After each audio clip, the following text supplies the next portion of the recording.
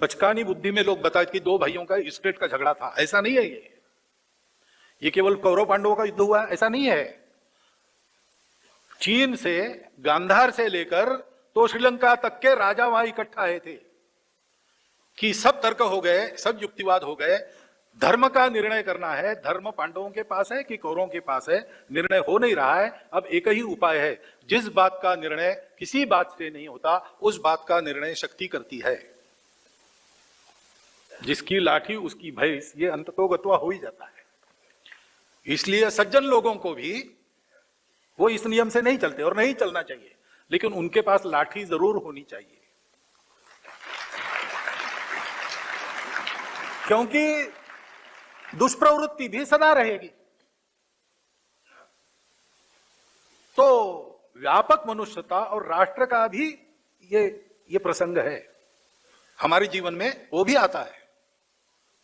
हम एक राष्ट्र के नागरिक होने के नाते हमको अपना सुख दुख मान अपमान अपने राष्ट्र की प्रतिष्ठा के साथ जुड़े कई बार अनुभव आता है।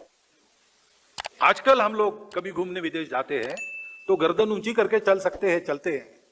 पहले ऐसा नहीं कर सकते थे, क्योंकि हमारे देश की स्थिति बदल गई। ये युद्ध धर्म युद्ध है। हो सकता है कि केवल धृतराष्ट्र के पुत्र और पांडु के पुत्र इनका झगड़ा होता तो कृष्ण बीच में बैठा के मध्यस्थी करके स्टेट बांट के कर देते। भीष्म ने कर दिया था, भीष्म ने बांट दिया था इंद्रप्रस्थ हस्तिनापुर। लेकिन ये उसका सवाल नहीं था, धर्म का, समाज की धारणा का, समाज के मूल्यों का।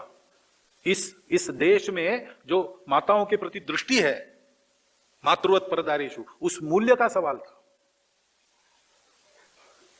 और इतना ही नहीं, गीता में यह भी बताया है कि मनुष्यों के किस आचरण से विश्व की धारणा होती है और किस आचरण को करने से विश्व का नाश होता है। पूरा पर्यावरण के प्रति अपनी जो दृष्टि है उसका सारांश में 6-7 श्लोकों में भगवान ने दिया है कि हम जो कुछ करते हैं, यज्ञात् भवति पर्जन्यः, पर्जन्यात् अन्न संभवा, अन्नात् भवति भूतानि, ऐसा चलता है चक्र, लाइफ साइकिल जो है, सृष्टि, इकोलॉजिकल साइकिल पूरा दिया है कि इस चक्र, ये जो चक्र मेरे उत्पन्न किया है विश्व को चलाने के लिए, उसके अनुसार जो चलता है वो ठीक चलता है। इसको जो तोड़ता है वो पापी है, ऐसा सीधा कहा है। विश्व से जो लेते हैं वो विश्व को देना है, देने का नाम यज्ञ है। अपने परिश्रम से जो कमाया है वो बांटना है, अपने को जितना आवश्यक है उतना रखना, बाकी देना। तो आज वैश्विक समस्या जो है, मानवता कैसे जिए विश्व के साथ, उसका भी उत्तर उसमें है। आज दुनिया अलग अलग शब्दों में वही कह रही।